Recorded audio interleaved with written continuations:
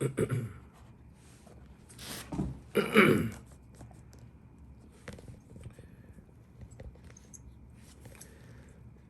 good morning, Alan. Good morning, Okay, Rabbi. Good morning. the portion of the Nitzovim. Atim Nitzov Mayom Kulchem. Today you all stand together.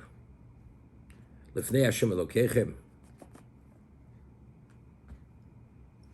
Roshechem Shiftechem. The leaders of the tribes. Means these are the Nesiim. Ziknechem, the elders. V'shotrechem, and the law enforcers. Kol Ish Yisrael, and all Jews. Rashi, Atem Nitzov Hayom, Malami Chikinza Moshe Lefnei HaKadosh Baruch Hu B'yomoso. Moshe gathered all of them together on the day of his passing. He was going to die. This is Zayin Ador. He was born on Zayin Ador, and Moshe passed away on Zayin Ador. Lachlisam Bivris, to bring them into the covenant. We'll see in a moment what the covenant is. This is the covenant of Arevus, that every Jew is responsible for every other Jew. Communal responsibility. However, we'll see in a moment, as the Or Chaim HaKadosh points out, the Gemara tells us in Shavuos that if one has the ability to intercede, to stop another person from transgressing, violating the law, and does not, that person is held liable for the action. Of course, the one who transgresses is liable at his level, but the one who could have made the difference, who did not, the word is moche, did not protest, did not intercede. If he would have made a difference that it should not be violated, he did not, he's held accountable. So now, the leaders are the most accountable, because the leadership are in positions could make a difference. What about Ziknechem, the elders? Elders mean we're talking about sages. They have a level of influence which is less than the Nosi. What about the Shotrechem, the law enforcers? The law enforcers, they also, because of their position versus the court, that they enforce the verdicts of the court, they also have a level of influence. Each one has a sphere of influence. Then we have Kol Yisrael. Then we have all Jews. All Jews, based on whoever they were or are, they have different spheres of influence, but based on that sphere of influence, they're entering into this covenant to be responsible for that sphere. And if they don't act responsibly, they have that level of accountability for the transgressions of those who they could have made a difference, okay? We'll see in a moment.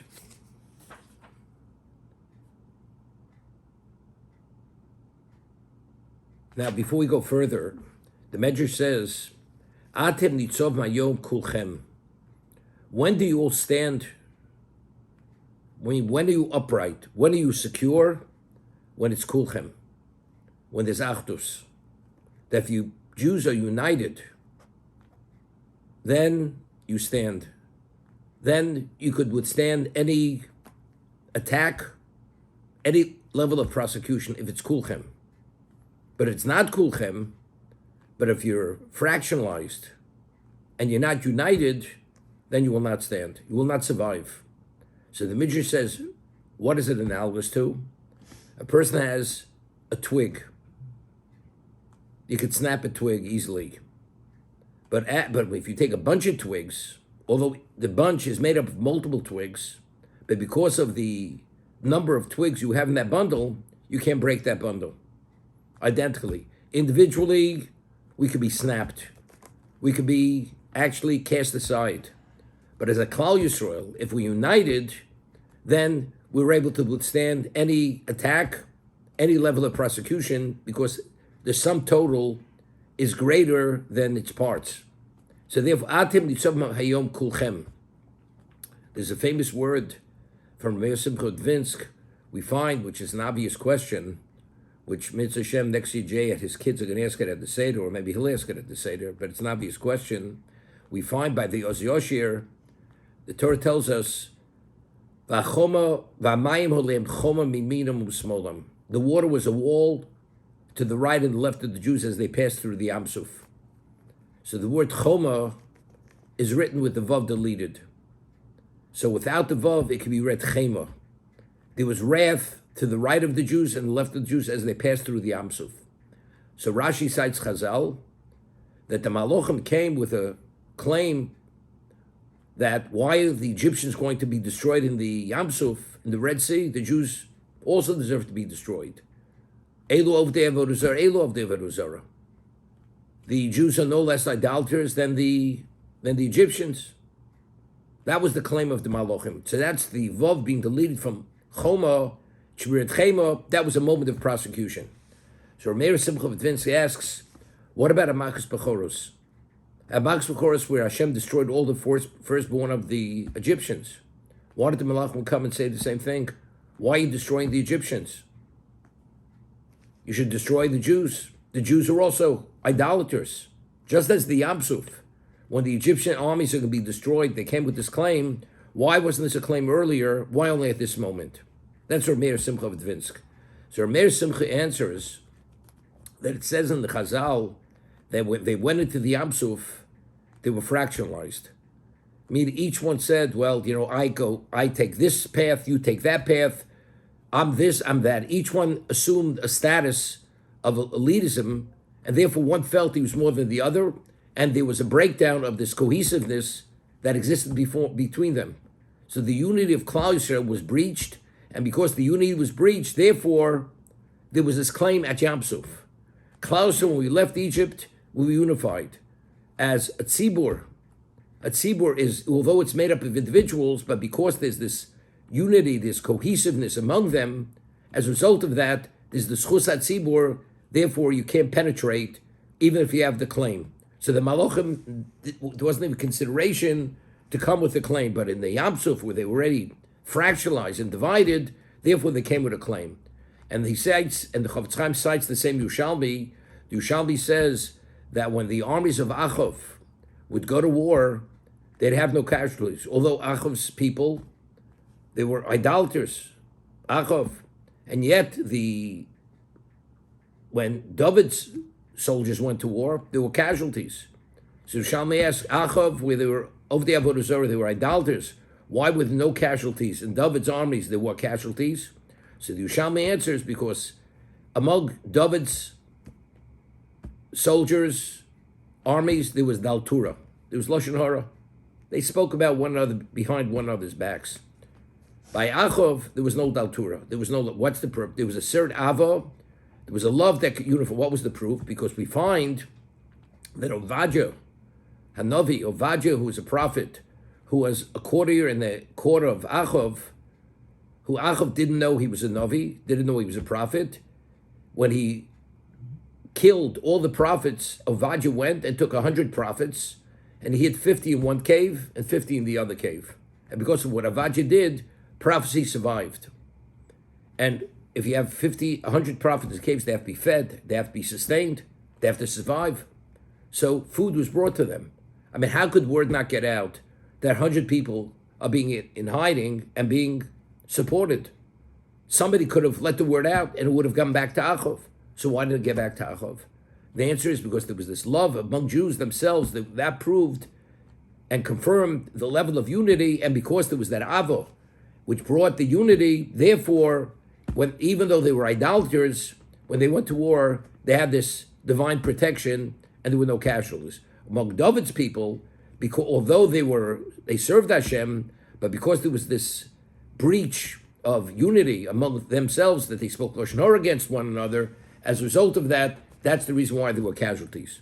That's so the Rameir Simcha cites this Yerushalmi to explain what happened before we left Egypt and what happened when we entered the Yam Suf, and therefore the angels, they came with the claim of Elu Avodah Zarah, Elu Avodah Zarah only at the Yam Suf, not pre-Yam Suf, for that reason. That's Rameir Simcha Vince. So that's the Midrash. Atem nitzovim hayom kulchem. If you want to be secure and to be eternal, you have to have kulchem. You have to have that unity. You have unity, then you stand b'fnei Hashem. If not, there's a breach there. Once there's a breach, you're vulnerable to all levels of prosecution, and therefore it is questionable. There'll be casualties.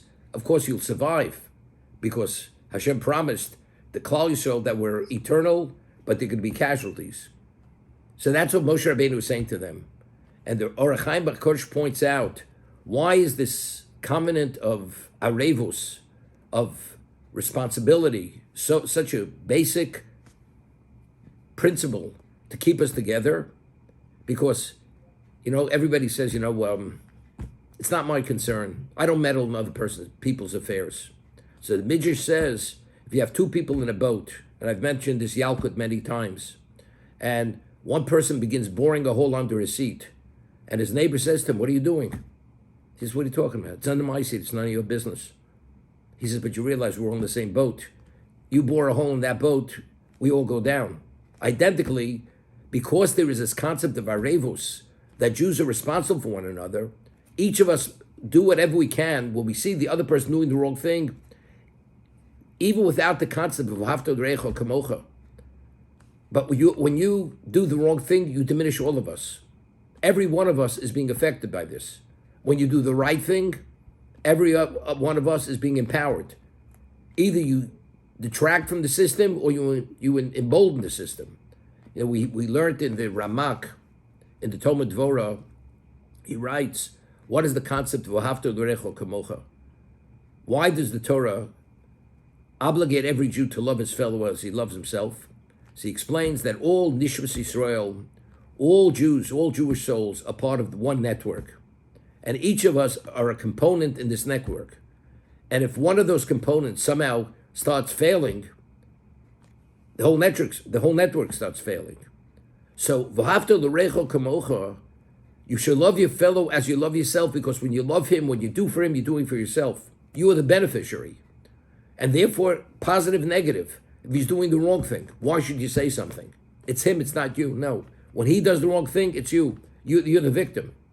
And when he does the right thing, you're the beneficiary. And therefore, as a result of this, at this point, there is the concept of arevus. Hashem says, now, being responsible will guarantee that the system functions as it should function.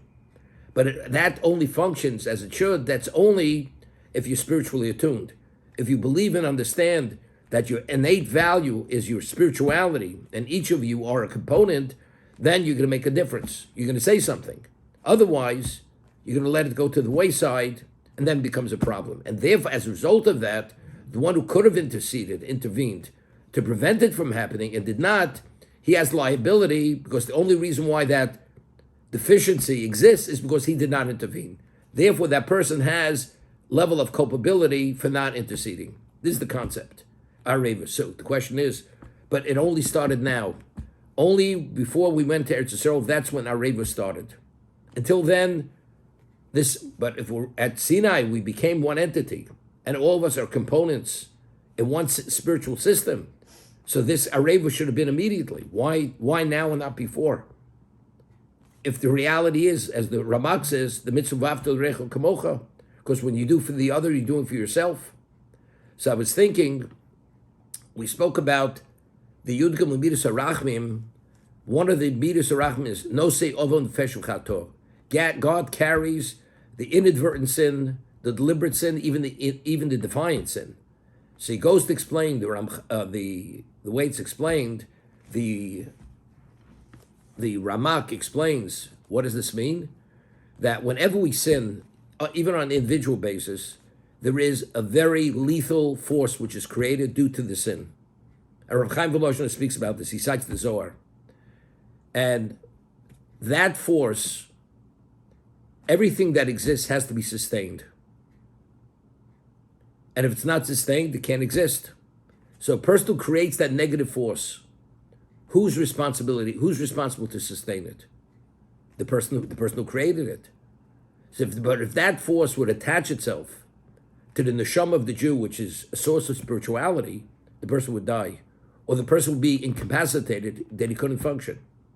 So Hashem, the Midas HaRachmim, Nosei Ovon Fesh Chato, God carries the inadvertent, deliberate, and the defiant means Hashem sustains that force, that negative force, to give the person a chance to do tshuva.